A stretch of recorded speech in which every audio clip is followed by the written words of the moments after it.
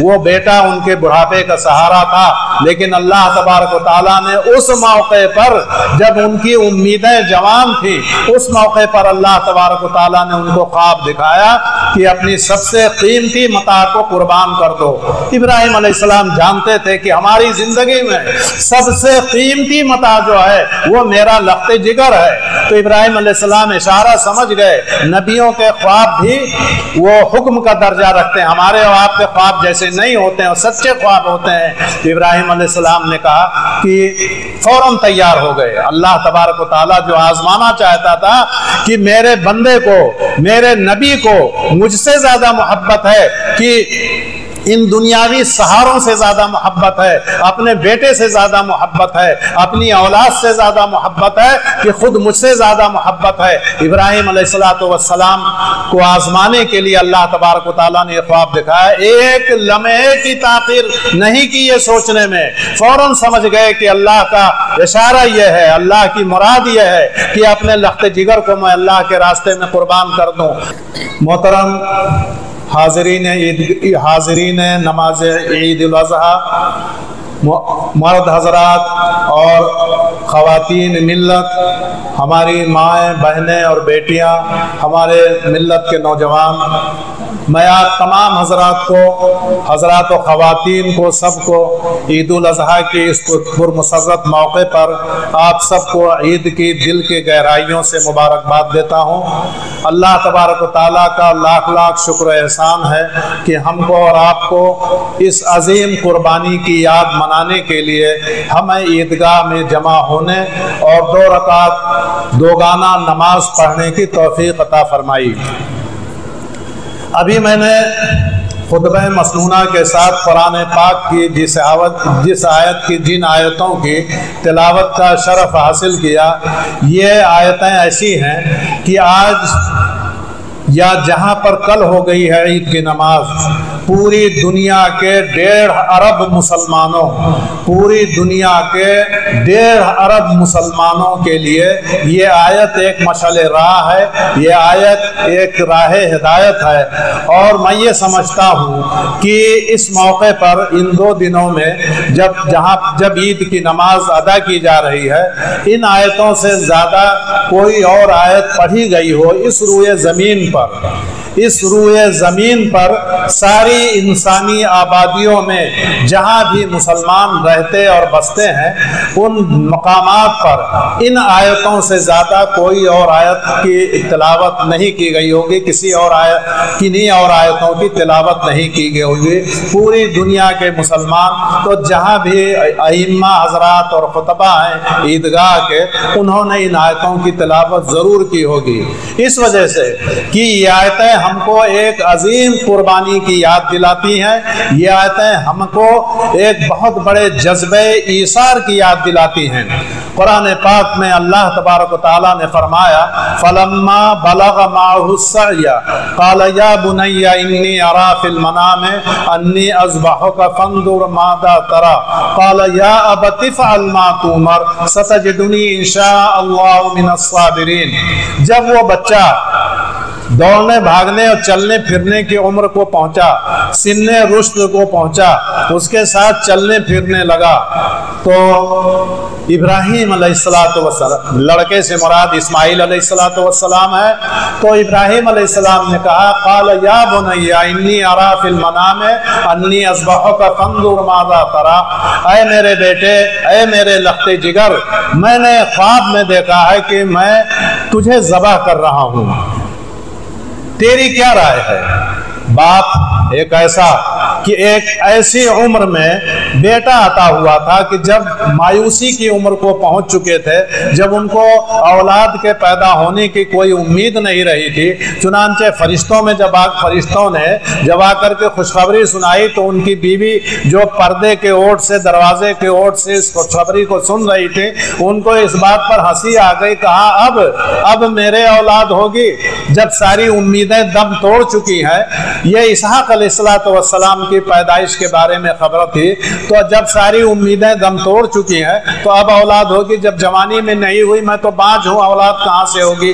اللہ تبارک و تعالیٰ نے ابراہیم علیہ السلام جب بزرگی اور بڑھاپے کی عمر کو، کہولت کی عمر کو پہنچے اور ان کو کوئی امید نہیں رہی، اگرچہ اللہ کی ذات سے وہ کبھی مایوس اور نا امید نہیں ہوئے، جب ان کو کوئی امید باقی نہیں رہی کہ جوانی میں اولاد نہیں ہوئی، جب وہ خود جوان تھے، ان کی بیوی بھی ہاجرہ بھی جوان تھی، تو اس وقت اولاد نہیں ہوئی، تو اب بڑھاپے میں ان کے بنجر زمین میں کہاں سے پھول کھلنے والا ہے؟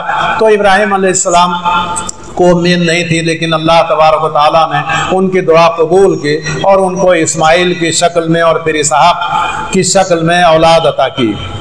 جب اسماعیل علیہ السلام بڑے ہوئے، سن رشد کو پہنچے، سمجھنے بوجھنے لگے، چھوٹے موٹے کاموں میں اپنے باپ کا ہاتھ بٹانے لگے، باپ کی امیدوں کا مرکز بن گئے، باپ کے آرزوؤں اور تمناؤں کا محور بن گئے، اور جب باپ کو یہ امید ہو گئی کہ یہ بیٹا میرا بڑھاپے کا سہارا ہے، یہ میرا بیٹا میری بڑھاپے کی لاٹھی ہے، باپ نے اپنے اس لخت جگر سے بہت سی امیدیں وابستہ کر لی۔ ہر باپ کو، خاص طور سے ایک ایسا باپ جس کے اولاد بڑھاپے میں ہوئی ہو، نا امیدی کے بعد ہوئی ہو، تو پھر اس کے بعد اس کے دل میں آرزوؤں اور تمناؤں کا کیا حال ہوتا ہوگا اور کیا وہ سوچتا ہوگا، اس کی سوچ کا ہم اور آپ اندازہ لگا سکتے ہیں۔ وہ بیٹا ان کے بڑھاپے کا سہارا تھا، لیکن اللہ تبارک و تعالیٰ نے اس موقع پر جب ان کی امیدیں جوان تھیں، اس موقع پر اللہ تبارک و تعالیٰ نے ان کو خواب دکھایا کہ اپنی سب سے قیمتی متاع کو قربان کر دو۔ ابراہیم علیہ السلام جانتے تھے کہ ہماری زندگی میں سب سے قیمتی متاع جو ہے وہ میرا لخت جگر ہے۔ تو ابراہیم علیہ السلام اشارہ سمجھ گئے، نبیوں کے خواب بھی وہ حکم کا درجہ رکھتے ہیں، ہمارے اور آپ کے خواب جیسے نہیں ہوتے ہیں، اور سچے خواب ہوتے ہیں۔ تو ابراہیم علیہ السلام نے کہا کہ فوراً تیار ہو گئے۔ اللہ تبارک و تعالیٰ جو آزمانا چاہتا تھا کہ میرے بندے کو، میرے نبی کو مجھ سے زیادہ محبت ہے، کہ ان دنیاوی سہاروں سے زیادہ محبت ہے، اپنے بیٹے سے زیادہ محبت ہے، اپنی اولاد سے زیادہ محبت ہے، کہ خود مجھ سے زیادہ محبت ہے۔ ابراہیم علیہ السلام کو آزمانے کے لیے اللہ تبارک و تعالیٰ نے یہ خواب دکھایا۔ ایک لمحے کی تاخیر نہیں کی یہ سوچنے میں، فوراً سمجھ گئے کہ اللہ کا اشارہ یہ ہے، اللہ کی مراد یہ ہے کہ اپنے لخت جگر کو میں اللہ کے راستے میں قربان کر دوں۔ لیکن سوچا کہ ایک بار اپنے بیٹے سے بھی رائے لے لوں، اسماعیل سے بھی رائے لے لوں، کیا جیسا میں سوچتا ہوں ویسا ہی وہ بھی سوچتا ہے؟ میں تو یہ سوچتا ہوں کہ اللہ کے حکم پر میں اپنے عزیز متاع اپنے بیٹے کو قربان کر دوں، لیکن کیا میرا بیٹا، میں قربان کرنے کے لیے تیار ہوں، لیکن کیا میرا بیٹا بھی امتثال امر کا وہی جذبہ رکھتا ہے؟ کیا وہ اس طرح سے قربان ہونے کے لیے تیار ہے؟ بیٹے سے پوچھا، قال یا بنی انی ارا فی المنام انی اذبحک فانظر ماذا ترى قال یا ابت افعل ما تؤمر ستجدنی ان شاء اللہ من الصابرین۔ کہا ہے میرے ابا جان، اس میں رائے لینے کی کیا ضرورت ہے؟ ماذا ترى، تو تیری رائے کیا ہے؟ اے میرے والد گرامی، اے میرے ابا جان، اس میں رائے لینے کی کیا بات ہے؟ جو آپ کو حکم ہوا ہے اس کو کر کے تیار ہو جائیے، اس کو کرنے کے لیے آپ تیاری کر لیجئے۔ فانظر ماذا ترى قال یا ابت افعل ما تؤمر، اے میرے ابا جان، جس کا آپ کو حکم دیا گیا ہے اس کو کیجئے۔ تو ابراہیم علیہ السلام باپ ذبح کرنے کے لیے تیار اپنے لخت جگر کو، اور بیٹا اتنا ہی امتثال امر کا جذبہ رکھتا تھا، اتنا ہی قربانی دینے کا جذبہ رکھتا تھا۔ اس نے کہا کہ میرے ابا جان، آپ کو جو حکم دیا ہے گیا ہے اس کو کیجئے، اور اس میں کچھ سوچنے کی ضرورت نہیں ہے۔ ستجدنی انشاءاللہ من الصابرین، آپ مجھے صبر کرنے والوں میں پائیں گے۔ ابراہیم علیہ السلام نے یوں تو بہت قربانیاں دی ہیں، ان کی پوری زندگی قربانی سے بھری ہوئی ہے، اور ساری قربانیوں کو دیکھنے کے بعد، ساری قربانیوں کا منظر اور ساری قربانیوں کا نمونہ دیکھنے کے بعد اللہ تبارک و تعالیٰ نے ان کو وفادار بندے کا لقب دیا تھا۔ وہ ابراہیم الذی وفا، اور ابراہیم میرا وفادار بندہ ہے۔ اللہ تبارک و تعالیٰ نے سرٹیفکیٹ دیا، اللہ تبارک و تعالیٰ نے ان کو وہ سند دی۔ کسی انسان کو وفاداری کی سند اگر رب ذوالجلال کی طرف سے مل جائے تو اس سے بڑی سند کیا ہو سکتی ہے؟ آج مدرسے والے اپنے بچوں کو، طلبہ کو سند دیتے ہیں عالمیت اور فضیلت کی، اور دوسری سندیں دیتے ہیں۔ مدرسوں کی سند کی کیا اوقات ہے؟ اللہ تبارک و تعالیٰ 7 آسمانوں کے اوپر سے سند دے رہا ہے کہ وہ ابراہیم الذی وفا، ابراہیم میرا وفادار بندہ ہے۔ اس وفاداری کا سرٹیفکیٹ اللہ تبارک و تعالیٰ نے ابراہیم علیہ السلام کو دیا۔ قربانیاں دنیا میں طرح طرح کی دی جاتی ہیں۔ آدمی اپنے مال کی قربانی دیتا ہے، آدمی اپنے وطن کی قربانی دیتا ہے، آدمی اپنے اہل و عیال کو، اعزاء و اقربا کو چھوڑنے کی قربانی دیتا ہے، آدمی اللہ کے راستے میں اپنے مال کو قربان کرنے کی قربانی دیتا ہے، آدمی اپنی نیند کو قربان کرتا ہے اور عبادت کرتا ہے۔ آدمی اس دنیا میں جب آتا ہے تو اثار و قربانی کے بے شمار مظاہر و بے شمار نمونے سامنے آتے ہیں، لیکن قربانی کی جو عظیم مثال ابراہیم علیہ السلام نے پیش کی، اس کو 4000 سال گزر گیا۔ 4000 سال ابراہیم علیہ السلام کے وقت سے اس قربانی کے بعد، اور آج تک اس قربانی کو یاد کیا جا رہا ہے۔ آدمی دیکھیے، دنیا میں قیمتی چیزیں بہت ہوتی ہیں۔ ابراہیم علیہ السلام اللہ کا اشارہ کیوں سمجھے؟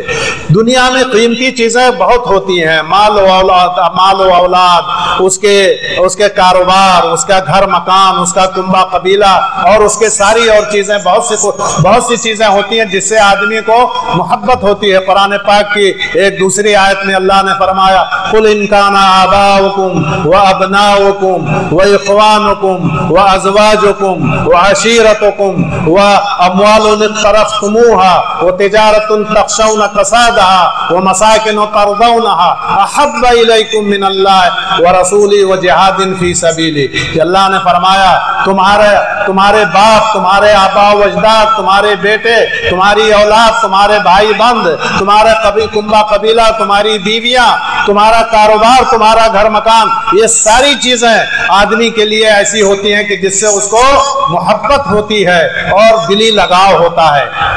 اس کی اپنی جان بھی، ابراہیم علیہ السلام نے مسلسل ان ساری چیزوں کی قربانی پیش کی، اور آدمی کی اپنی جان، خود آدمی کی اپنی جان اتنی عزیز نہیں ہوتی ہے جتنی عزیز اس کی اکلوتی اولاد ہوتی ہے۔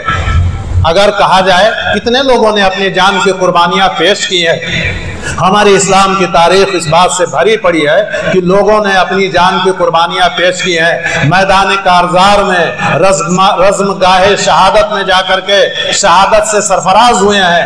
لاکھوں مسلمان رسول اللہ صلی اللہ علیہ وسلم کے زمانے سے، خلفائے راشدین کے زمانے سے، صحابہ کرام کے زمانے سے، اور اس کے بعد ہر دور میں خلافت بنی امیہ، خلافت عباسیہ، خلافت عثمانیہ، اور سارے خلافتوں کے زمانے سے لے کر آج تک مسلمان اپنی جان کی قربانی دیتے آئے ہیں۔ لیکن ان قربانیوں کو اللہ نے سنہرے حروف میں قرآن پاک میں جگہ نہیں دی جس انداز میں اس انوکھی قربانی کی کو جگہ دیا۔ فلما بلغ معه السعي قال يا بني اني ارى في المنام اني اذبحك فانظر ماذا ترى۔ تو یہ جو قربانی تھی، جان کی قربانی کوئی چیز نہیں، کوئی حقیقت نہیں اس کے مقابلے میں۔ چنانچہ خود ابراہیم علیہ السلام نے اپنی جان کی قربانی تو پیش ہی کر دی تھی۔ کب پیش کی تھی؟ جب بتوں کو توڑا انہوں نے، اور اس کے اس جرم کی پاداش میں قوم نے ابراہیم علیہ السلام کو مجرم ٹھہرایا۔ قالوا سمعنا فتى يذكرهم يقال له ابراہیم، ہم نے یہ حرکت کرتے ہوئے ایک نوجوان کو دیکھا، اس کا نام ابراہیم ہے۔ تو ابراہیم علیہ السلام کا جرم ثابت تھا، انہوں نے اعتراف کر لیا۔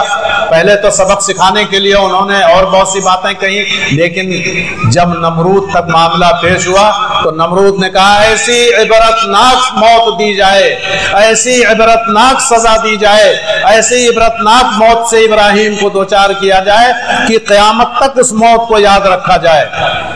حقیقت ہے۔ یہ ابراہیم علیہ السلام کی اپنی جان کی یہ قربانی جو انہوں نے نارے نمرود میں کود کر کے دی تھی، قیامت تک کے لیے یادگار ہے۔ اگرچہ نمرود کا خواب پورا نہیں ہوا، نمرود ابراہیم علیہ السلام کی جان لینے میں کامیاب نہیں ہوا، لیکن یہ ابراہیم علیہ السلام کی جان کی قربانی سنہرے حروف میں اللہ کے ہاں عرش پر لکھی ہوئی ہے یہ قربانی۔ لیکن جس انداز سے تذکرہ ہوا بیٹے کی قربانی کا، وہ دنیا کی تاریخ میں کوئی بھی آدمی، کوئی بھی بندہ بشر، کوئی بھی قوم، کوئی بھی ملک اس طرح کی قربانی پیش کرنے کا تصور بھی نہیں کر سکتی ہے جس طرح کی قربانی ابراہیم علیہ السلام نے پیش کی۔ اور اس کے بعد انہوں نے قربانیوں کی ایک طویل فہرست ہے جس کو گنایا جائے تو شام تک اپنی گنا کر کے فارغ نہیں ہوگا۔ جب وہ پیدا ہوئے اس معاشرے میں، جب انہوں نے آنکھ کھولی تو ان کا باپ انہوں نے دیکھا کہ ان کا باپ تو پروہت تھا، ان کا باپ قوم کا مذہبی پیشوا تھا، وہ ان کا باپ تو تھا بتوں کو تراش کر کے بیچتا تھا۔ اور انہوں نے جب دیکھا اللہ نے عقل سلیم سے نوازا تھا، کہا اس کائنات کا چلانے والا تو کوئی چلانے والی کوئی ذات تو ہوگی، یہ پورا کارخانہ قدرت خود بخود تو نہیں چل رہا ہے، یہ کارخانہ اس کارخانہ قدرت کا تو چلانے والا کوئی ہوگا۔ تو کہا تلاش کرتے ہیں، تلاش کرتے ہیں، تلاش کرتے کرتے اللہ تک رسائی ہو گئی ان کی۔ قرآن پاک کے اندر ذکر ہے، اس کو دیکھا، ستاروں کو دیکھا تو کہا یہ آسمان بھرا ہوا ہے ستاروں سے، اور روشنی روشنی ٹمٹماتی روشنی سے آسمان جگمگا رہا ہے، اور آسمان مزین ہے، خوبصورت ہے۔ تو نہ ہو یہ آسمان میں جو ستارے ٹمٹما رہے ہیں وہی خدا ہے۔ صبح ہوئی، ستارے غائب ہو گئے۔ ابراہیم علیہ السلام نے کہا کہ ایسا تو خدا رب ہو ہی نہیں سکتا ہے جو کبھی رہے اور کبھی نہ رہے۔ چاند نکلا 14ویں کا، جب چاند نکلا تو چاند بہت روشن تھا، دنیا بقعہ نور بن گئی، دنیا منور ہو گئی۔ کہا یہ ہوگا خدا، یہ بہت بڑا ہے۔ اس کے بعد صبح دن کی روشنی میں چاند بھی غائب، اس کے بعد جب تیز روشنی پھیلی اور اس کے بعد سورج نکلا اور پوری دنیا روشن ہو گئی، اور اس کی تمازت سے، اس کی تمازت اور گرمی ناقابل برداشت ہو گئی، تو کہا اس کے اندر بہت طاقت ہے، یہ خدا ہو سکتا ہے۔ اس کے بعد رات کو سورج ڈوب گیا تو کہا انی لا یحب العافلین، میں یہ ڈوبنے والوں کو پسند نہیں کرتا، ان کو خدا ماننے کے لیے تیار نہیں ہوں جو کبھی رہیں اور کبھی غائب ہو جائیں۔ چنانچہ اللہ تبارک و تعالیٰ نے اپنی ذات تک ابراہیم علیہ السلام کی رسائی کی تو ابراہیم علیہ السلام نے اللہ کو پہچانا، انکار کر دیا، اپنے باپ سے کہہ دیا کہ آپ جو بتوں کو اپنے ہاتھ سے تراش کر کے بیچتے ہیں، انہ لا یضر ولا ینفع، نہ تو نفع پہنچاتے ہیں نہ نقصان پہنچاتے ہیں، میں ایسے بتوں کے آگے اپنا سر نہیں جھکا سکتا۔ بت خانے میں جا کر کے سارے بتوں کو توڑ دیا۔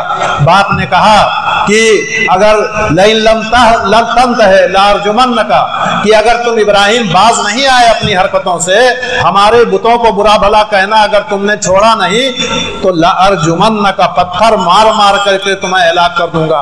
ابراہیم علیہ السلام نے کہا آپ کا جو جی چاہے۔ ہمارے ابا جان اپنے باپ کا جو مرتبہ اور مقام تھا اس کے اعتبار سے مخاطب کیا، کہا جو جی میں آئی کیجئے، لیکن میں ان جھوٹے معبودوں کے آگے اپنا سر نہیں جھکا سکتا ہوں۔ تو ابراہیم علیہ السلام نے ان بتوں کو خدا ماننے سے انکار کر دیا، ان کو کارساز ماننے سے انکار کر دیا، ان کو خالق و مالک ماننے سے انکار کر دیا، اور قوم کے سامنے ان کی قلعی بھی کھول دی۔ باپ نے نکال دیا، کہا ان کے باپ نے کہا کہ پھر ہم سے جدا ہو جاؤ، الگ ہو جاؤ، ہم تم کو اپنے ساتھ نہیں رکھ سکتے۔ کہا کوئی بات نہیں۔ ابراہیم علیہ السلام نے اپنے چمکتے دمکتے مستقبل کو ٹھکرا دیا، کیونکہ اگر اپنے باپ کی روش پر چلتے ہوتے، آزر کی روش پر چل رہے ہوتے تو باپ کا وارث بیٹا ہوتا ہے تو وہ پروہت بن جاتے، وہ مذہبی پیشوا بن جاتے، اور اس کے بعد دولت کا انبار ان کے قدموں پر لگ جاتا، پوری قوم ان کے آگے سر جھکاتی، پوری قوم ان کو اپنا مذہبی پیشوا مان کر کے عزت سے پیش آتی، تکریم سے پیش آتی، اور ان کے لیے چڑھاوے چڑھتے، اور دولت کا انبار ان کے قدموں پہ لگ جاتا۔ ابراہیم علیہ السلام نے ایک لمحے کی تاخیر نہیں کی، باپ سے کہا میرا آپ سے کوئی تعلق نہیں۔ باپ کو چھوڑا، اپنے خاندان کو چھوڑا، اپنے قبیلے کو چھوڑا، اپنی قوم کو چھوڑا، اپنے وطن کو چھوڑا۔ یہ ساری قربانیاں تھیں، قربانی دیتے گئے۔ قربانی وہ بھی تھی کہ جب مکے میں एक कुर्बानी तो जान की, जिसका मैंने जिक्र किया, नमरूद ने आग भड़काई और नमूने इबरत बनाना चाहा, इब्राहिम अलैहिस्सलाम ने कोई परवाह नहीं की कि चाहे जिस तरह से ये जान अल्लाह की दी हुई है, अगर अल्लाह के रास्ते में जान जाती है तो जाए, हम ये कुर्बानी देने के लिए तैयार हैं। और इब्राहिम अलैहिस्सलाम उसके लिए तैयार हुए। उसके बाद इब्राहिम अलैहिस्सलाम ने एक कुर्बानी दी, जब अपने लख्ते जिगर इस्माइल को, शीरख्वार बच्चे को, मक्के की संगलाख सरजमीन में, बेआब सरजमीन में, जहां न कोई परिंदा, न कोई चरिंदा, न कोई सब्जा, न कोई फल, न कोई गल्ला, न कोई अनाज, न कोई पानी का कोई कतरा, और उसके बाद छोड़ करके अपनी बीवी हाजरा को और अपने लख्ते जिगर इस्माइल को छोड़कर जाने लगे। और उसके बाद उनकी बीवी ने दामन पकड़ लिया, कहा यहाँ आप मुझे किसके सहारे छोड़ के जा रहे हैं, अपने नौमौलूद बच्चे को, और मुझे किसके सहारे छोड़ करके जा रहे हैं? कहा अल्लाह के सहारे पर। यह तवक्कुल की सबसे ऊंची मिसाल में इस बात को पेश किया जा सकता है कि मक्के के उस संगलाख सरजमीन में अपनी औलाद को, अपने लड़के, अपने लख्ते जिगर को और अपनी बीवी हाजरा को छोड़ करके जाने लगे। उन्होंने कहा ये बताइए कि ये आप अपने से कर रहे हैं या अल्लाह का हुक्म है? कहा ये अल्लाह का हुक्म है, अल्लाह ने कहा है तुमको और मेरे बेटे को यहाँ पर छोड़ने के लिए। कहा फलन युज़य्यन अल्लाह, तो हमें पूरी उम्मीद है कि अल्लाह हमें ज़ाय नहीं करेगा। चुनांचे जब पानी की, आप सब जानते हैं, पानी की जरूरत हुई, बच्चे के हलक में पानी से प्यास से कांटे पड़ गए और उनकी बीवी हाजरा सफा और मरवा के दरमियान काफिले या पानी की तलाश में चक्कर लगाने लगी। बच्चा इधर एड़ियां रगड़ रहा है प्यास की शिद्दत से, जमजम निकल आया। आज दुनिया भर के हाजी जाते हैं, उस जमजम को लेकर के आते हैं, सफा और मरवा के दरमियान चक्कर लगाते हैं। इब्राहिम अलैहिस्सलातु वस्सलाम की ये सारी अदाएं, अल्लाह तबारक व तआला को इम्तिसाल की, वफादारी की, और इन सारी चीजों में इब्राहिम अलैहिस्सलातु वस्सलाम की ये अदाएं, हाजरा की ये अदाएं, ये अल्लाह तबारक व तआला को इतनी ज्यादा पसंद आई कि अल्लाह ने क़यामत तक के लिए इन अदाओं को महफूज कर दिया। चुनांचे हाजी जाते हैं तबर्रुक के तौर पर जमजम के मग और जमजम गैलन में भर भर करके लाते हैं और तबर्रुक के तौर पर पीते और अपने मरीजों को पिलाते हैं। जो इस्माइल अलैहिस्सलाम के एड़ियां रगड़ने से जिसका चश्मा फूटा था, सफा और मरवा के दरमियान हाजी चक्कर लगाते हैं, और हाजरा ने जिस जगह जो रफ्तार पकड़ी थी उसी तरह से वहां मीलाइन अफजरैन के दरमियान वो चक्कर लगाती हैं दौड़ते हुए, क्योंकि हाजरा जब पहाड़ पर चढ़ती थी, सफा की पहाड़ी पर और मरवा की पहाड़ी पर, तो चारों तरफ नजर दौड़ाती हुई जाती थी। उनकी रफ्तार सुस्त होती थी कि कहीं ऊंचाई से देखें कोई काफिला आ रहा हो तो उनसे पानी तलब कर लें। दोनों पहाड़ियों पर रफ्तार सुस्त होती थी, लेकिन जब नीचे वादी में आती थी तो उनको ये डर होता था कि कहीं मेरा बच्चा प्यास की शिद्दत से हिलाक ना हो गया हो। तो अपने बच्चे की मोहब्बत जब गालिब आती थी तो दौड़ती थी।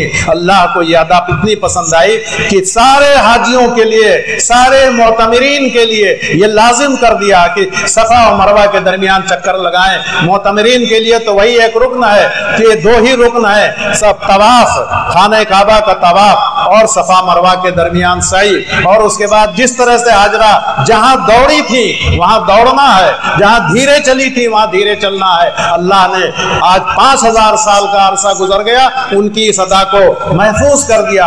रसूलुल्लाह सल्लल्लाहु अलैहि वसल्लम ने अपनी उम्मत के लिए यादगार के तौर पर उसको छोड़ा, और अल्लाह ने इब्राहिम अलैहिस्सलाम और इस्माइल से खाने काबा की तामीर कराई। मेमारे काबा हैं, अल्लाह ने उनसे कितने अजीम काम लिए, इब्राहिम अलैहिस्सलाम से कितने अजीम काम लिए, अपना घर तामीर कराए। ये मस्जिद जहाँ नमाज होती है, मसाजिद जहाँ नमाज होती है, 5 वक्ता ईदगाह जहाँ साल में 2 ही नमाजें होती हैं, ये सब अल्लाह का घर है। लेकिन वो अल्लाह का घर बैतुल्लाह, जो जिसे बैतुल्लाह का लक़ब मिला, ये मस्जिदें जिसमें नमाज होती है इसको हम अल्लाह का घर कहते हैं, लेकिन बैतुल्लाह शरीफ के लिए सिर्फ एक ही घर है, और ये वो घर है सारी दुनिया के हाजियों और मुतमरीन के लिए ये वाजिब रुकन के तौर पर फर्ज किया गया कि बैतुल्लाह शरीफ का तवाफ किए बगैर, खाने काबा का तवाफ किए बगैर उनका हज नहीं हो सकता है, उनका उम्रा नहीं हो सकता है। फिर नफली तवाफ, कोई दुनिया में पूरे साल में कोई एक लम्हा ऐसा नहीं जाता کہ جب خانہ کعبہ کا طواف نہ ہو رہا ہو، صرف فرض نماز کے درمیان طواف فرض نماز کی وجہ سے رکتا ہے، اس کے بعد آندھی آئے، آفت آئے، بارش ہو اور طوفان آئے، سردی ہو، گرمی ہو، پیر جل رہے ہوں اور کتنی سخت ٹھنڈک ہو، ایک منٹ کے لیے اس خانہ کعبہ کا طواف رکتا نہیں۔ اللہ تبارک و تعالیٰ نے جب بنایا تھا، انہوں نے اللہ نے کہا، اس کو بھی محفوظ کر دیا قرآن پاک کے اندر، وَإِذْ يَرْفَعُ إِبْرَاهِيمُ الْقَوَاعِدَ مِنَ الْبَيْتِ وَإِسْمَاعِيلُ رَبَّنَا تَقَبَّلْ مِنَّا إِنَّكَ أَنْتَ السَّمِيعُ الْعَلِيمُ، کہ جب یاد کرو اس وقت کو کہ جب ابراہیم علیہ السلام خانہ کعبہ کی تعمیر کر رہے تھے اور اسماعیل، دیکھیں یہاں پر ایک نقطہ یہ سمجھیے کہ ابراہیم کا درجہ اور مقام جو ہے وہ اسماعیل کا نہیں ہے۔ ابراہیم کو اللہ نے اپنا دوست بنایا تھا، خلیل اللہ کے لقب سے سرفراز کیے گئے تھے، تو ابراہیم اور اسماعیل کا نام واو کے عطف کے ساتھ ایک ساتھ نہیں ہے، بلکہ تھوڑا سا فصل ہے۔ وَإِذْ يَرْفَعُ إِبْرَاهِيمُ الْقَوَاعِدَ مِنَ الْبَيْتِ، اور جب ابراہیم خانہ کعبہ کی تعمیر کر رہے تھے، اس کی بنیادیں اٹھا رہے تھے، وَإِسْمَاعِيلُ وَإِذْ يَرْفَعُ إِبْرَاهِيمُ الْقَوَاعِدَ مِنَ الْبَيْتِ وَإِسْمَاعِيلُ، اسماعیل کا نام آ رہا ہے۔ اکیلا مستری، اکیلے انجینئر جنہوں نے نقشہ بنایا خانہ کعبہ کا، جنہوں نے نقشہ بنایا بیت اللہ شریف کا، اور وہ اکیلا انجینئر جنہوں نے اپنے ہاتھ سے جڑائی کی پتھر کے ذریعے سے، اور وہ اکیلا مزدور اسماعیل جنہوں نے ان کے ہاتھوں میں پتھر ڈھو ڈھو کر کے ان کے ہاتھوں میں پکڑایا۔ دنیا کی واحد عمارت ہے جسے صرف دو آدمیوں نے بنایا ہے۔ وَإِذْ يَرْفَعُ إِبْرَاهِيمُ الْقَوَاعِدَ مِنَ الْبَيْتِ وَإِسْمَاعِيلُ، آگے کی بات پر غور کیجیے، ربنا تقبل منا انک انت السمیع العلیم، کہ اللہ ہم تیرے گھر کی تعمیر کر رہے ہیں، ہمارے اس عمل کو تو قبول کر لے، ہماری دعا کو سن لے، تو سننے والا جاننے والا ہے۔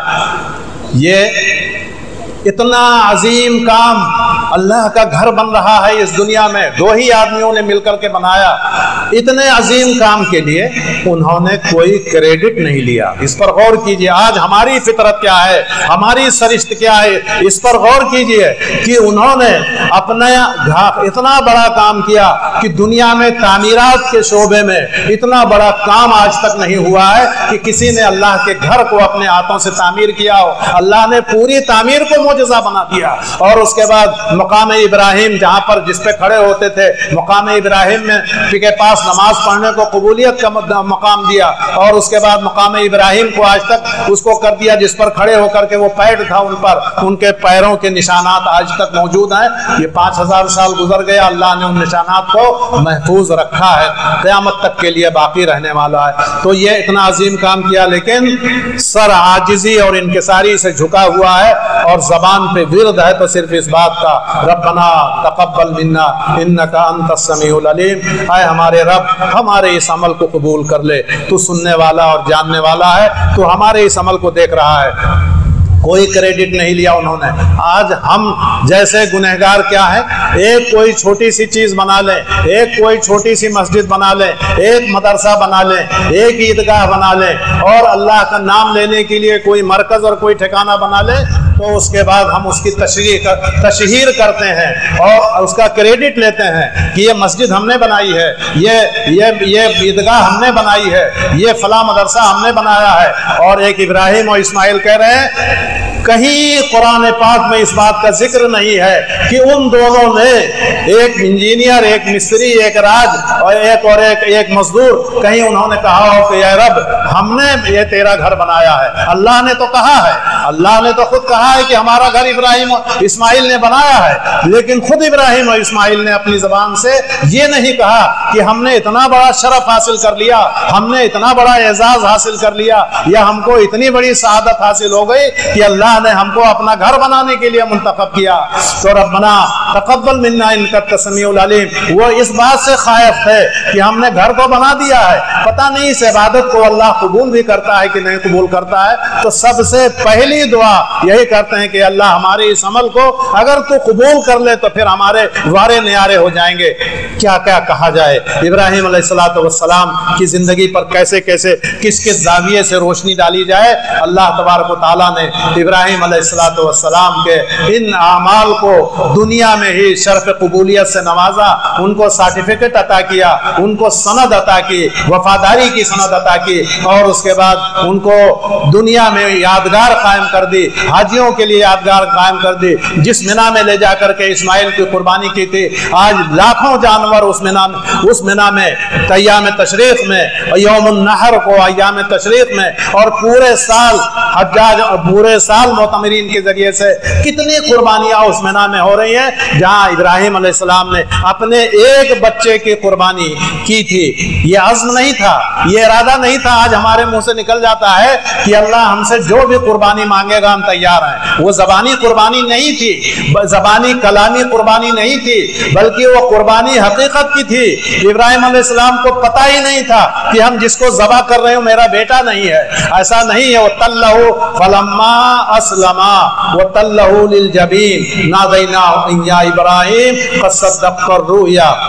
اسماعیل کتنا وفادار تھا، اسماعیل جو بچہ تھا ان کا، اسماعیل نے کہا کہ اے میرے ابا جان اپنی آنکھ پہ پٹی باندھ لیجئے اور اپنی چھری کو تیز کر لیجئے، تاکہ ایک تو آپ کی آنکھیں کھلی رہیں گی اور میرا چہرہ آپ کے چہرے سے، میری آنکھیں آپ کی آنکھوں سے اگر لڑیں گی اور اس کے بعد آپ میرا چہرہ دیکھیں گے تو طبعی طور پر باپ کی فطری محبت غالب نہ آ جائے، اور کہیں آپ اپنے ارادے سے ایسا نہ ہو کہ باز آ جائیں اور میری محبت آپ کے دل میں سرایت اس طرح سے کر جائے کہ آپ اللہ کے حکم کو فراموش کر دیں اور اس کے بعد مجھے ذبح نہ کر سکیں۔ آنکھ میں پٹی باندھ لیجئے تاکہ میرا چہرہ ہی نہ دیکھ سکیں، اور چھری اتنی تیز کر لیجئے کہ ذبح ہونے میں کچھ منٹ کچھ ٹائم نہ لگے اور میں ذبح ہو جاؤں۔ واہ واہ، کتنا بہترین مشورہ تھا اس لخت جگر کا۔ ابراہیم علیہ السلام نے مشورے پہ عمل کیا، آنکھ پہ پٹی باندھی، چھری کو تیز کیا، ذبح کیا۔ وہ تو یہی سمجھ رہے تھے کہ ہم اپنے بیٹے کو ذبح کر رہے ہیں، لیکن جب آنکھ کھلی، پٹی جب کھولی تو دیکھا کہ بیٹا تو ادھر کھڑا مسکرا رہا ہے اور یہاں پر دمبا ذبح ہو گیا ہے۔ تو اللہ تبارک و تعالیٰ نے اسی وقت جبریل علیہ السلام کے ہاتھوں جنت سے دمبا بھیجا تھا اور وہ ذبح ہو گیا۔ رسول اللہ صلی اللہ علیہ وسلم پوری دنیا کے مسلمانوں کو ہدایت دی گئی۔ رسول اللہ صلی اللہ علیہ وسلم کو بھی یہ بات اتنی پسند آئی، رسول اللہ صلی اللہ علیہ وسلم کو بھی اللہ تبارک و تعالیٰ نے ساتویں آسمان سے ہدایت دی اور کہا اپنی امت کے لیے یہ سنت جاری کر کے جاؤ، اے ہمارے نبی اپنی امت کے لیے سنت جاری کر دو کہ جس طرح سے ابراہیم نے دمبا ذبح کیا ہے تو تمہاری امت کو بھی چاہیے کہ اس قربانی کی یاد کو باقی رکھے، اور دمبا، بھیڑ، جو جانور قربانی میں مقبول ہیں ان جانوروں کی قربانی کریں، تو بکرے کی، دمبے کی، بھیڑ کی، گائے کی، اونٹ کی، جن جانوروں کی قربانی جائز ہے ان جانوروں کی قربانی کے لیے اللہ تبارک و تعالیٰ نے رسول اللہ صلی اللہ علیہ وسلم کو حکم دیا کہ ابراہیم کی یہ سنت جاری رہنی چاہیے، تاکہ یہ نبی آپ کے امت کے دل میں بھی وہ جذبہ پیدا ہو کہ جب ضرورت پڑے گی تو بہت بڑی سے بڑی قربانی، یعنی اس سے بڑی قربانی ممکن نہیں ہے۔ اپنی جان کی قربانی دینا اس کے مقابلے میں بدرجہ آسان ہے، لیکن اپنے اکلوتے لخت جگر کی قربانی دینا آسان نہیں ہے۔ تو قربان کرو، اس کی یاد کو باقی رکھو، بکروں کی قربانی کرو، جانوروں کی قربانی کرو، اور اس کے بارے میں احکامات موجود ہیں۔ اللہ نے فرمایا لَن يَنَالَ اللَّهَ لُحُومُهَا وَلَا دِمَاؤُهَا وَلَكِنْ يَنَالُهُ التَّقْوَى مِنْكُمْ۔ خون اور گوشت اللہ کو نہیں ملے گا، خون ضائع ہو جائے گا، گوشت تم خود کھا لو گے یا اپنے عزیزوں کو کھلا دو گے یا فقراء اور مساکین میں تقسیم کر دو گے، اللہ کو کیا ملے گا؟ صرف تقوی۔ وَلَكِنْ يَنَالُهُ التَّقْوَى مِنْكُمْ۔ تو ہم کو اور آپ کو چاہیے کہ اس قربانی کو اسی جذبے کے ساتھ کریں، دل میں یہ بات رکھیں کہ اللہ تبارک و تعالی ہم سے اگر بڑی سے بڑی چیز کی قربانی، ہم سے ہماری متاع عزیز کی قربانی اللہ جب بھی طلب کرے گا تو ہم اس کے لیے حاضر ہیں۔ قربانی کی بے مثال شکلیں ممکن ہے. وقت نہیں ہے، وقت ختم ہو گیا. کوئی لمبی تقریر کا اور بہت طویل خطبہ دینا سنت کے خلاف ہے، اس لیے میں بات کو یہیں پر ختم کرتا ہوں. ابراہیم علیہ السلام کی قربانی کو یاد رکھیے، اسماعیل کے جذبہ اطاعت و فرما برداری کو یاد کیجئے. وہ فیضان نظر تھا یا کہ مکتب کی کرامت تھی؟ سکھائے کس نے اسماعیل کو آداب فرزندی؟ یہ آداب اللہ کے راستے میں قربان ہونے کا یہ جذبہ اسماعیل کو کس نے سکھایا تھا؟ کسی مدرسے میں نہیں پڑھا تھا انہوں نے، کسی مکتب میں تعلیم نہیں پائی تھی. یہ باپ کی تربیت تھی اور اللہ تبارک و تعالیٰ نے ان کے دل میں جذبہ پیدا کیا تھا. اللہ تبارک و تعالیٰ سے دعا ہے کہ ہماری آپ کی قربانیوں کو قبول فرمائے.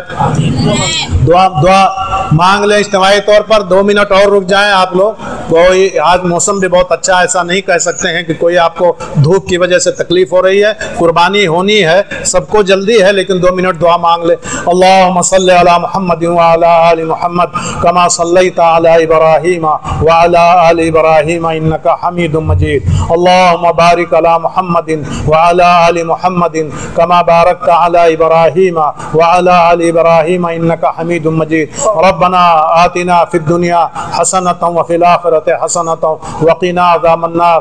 ربنا اغفر لنا ذنوبنا وکفر عنا سیئاتنا وتوفنا مع الابرار.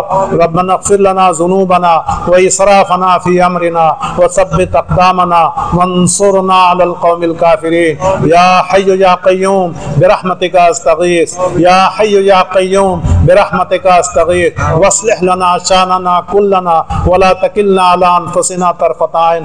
اے اللہ ہمارے گناہوں کو معاف فرما. اے اللہ ہماری خطاؤں لغزشوں کو درگزر فرما. اے اللہ ہماری غلطیوں کو، ہماری کوتاہیوں کو صرف نظر فرما. اے اللہ ہمارے گناہوں کو بخش دے. اے اللہ تو نے ہمیں توفیق دی تو تیرے نبی، تیرے خلیل، تیرے دوست کی یاد میں آج ہم یہاں پر دوگانہ نماز پڑھنے کے لیے اور پھر قربانی کرنے کے لیے یہاں پر حاضر ہوئے ہیں. اے اللہ ہماری اس نماز کو بھی قبول کر لے. اے اللہ ہماری قربانیوں کو بھی قبول کر لے. اے اللہ ہمارے دلوں میں وہ اخلاص پیدا فرما جو اخلاص و نیک نیتی تیرے بندے، تیرے نبی اور تیرے دوست ابراہیم کے دل میں پیدا ہوا تھا. وہ اخلاص ہمارے دلوں میں اس کا عشر عشیر تو پیدا کر دے. اے اللہ اس امت کو راہ ہدایت پر گامزن کر دے. اے اللہ ہم سے جو خطائیں اور لغزشیں دن رات سرزد ہو رہی ہیں، اے اللہ ان خطاؤں اور لغزشوں کو معاف فرما دے. اے اللہ یہ امت تباہی کے راستے پر گامزن ہے، اے اللہ اسے سیدھا راستہ دکھا دے. اے اللہ تیرے یہ بندے نبی کریم صلی اللہ علیہ وسلم کی، تیرے یہ امتی جو راہ ہدایت سے بھٹکے ہوئے لگ رہے ہیں، راہ راست سے بھٹکے ہوئے ہیں، تیرے بتائے ہوئے طریقوں کو چھوڑ رہے ہیں. اے اللہ تو اپنی اس نبی کریم صلی اللہ علیہ وسلم کی اس امت کو ہدایت دے دے. ہماری نیتوں میں خلوص پیدا فرما دے. اے اللہ پوری دنیا کے مسلمانوں کو عزت و سربلندی عطا فرما. اے اللہ دنیا کے مسلمانوں کو دشمنوں کی سازشوں سے محفوظ فرما. اے اللہ تمام دشمنان اسلام کی سازشوں کو ناکام کر دے. اے اللہ ہماری خطاؤں کو درگزر کر دے. اے اللہ ہمارے گناہوں کے طفیل میں اے اللہ تو ہمیں ہلاک نہ کر. اے اللہ تو ہمیں توفیق دے کہ تیرے بندے ابراہیم کی سنت پر عمل کریں.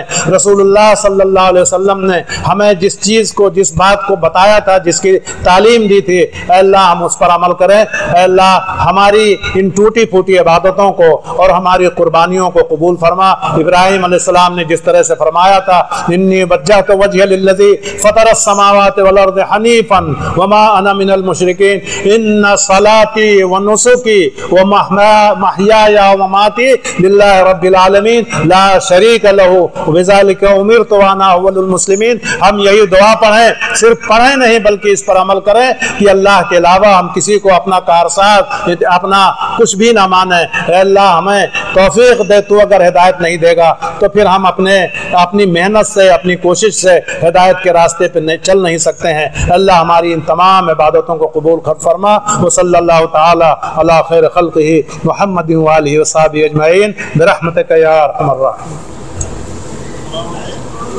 مشرب مہر و وفا ہے مسلک اہل حدیث، جادہ صدق و صفا ہے مسلک اہل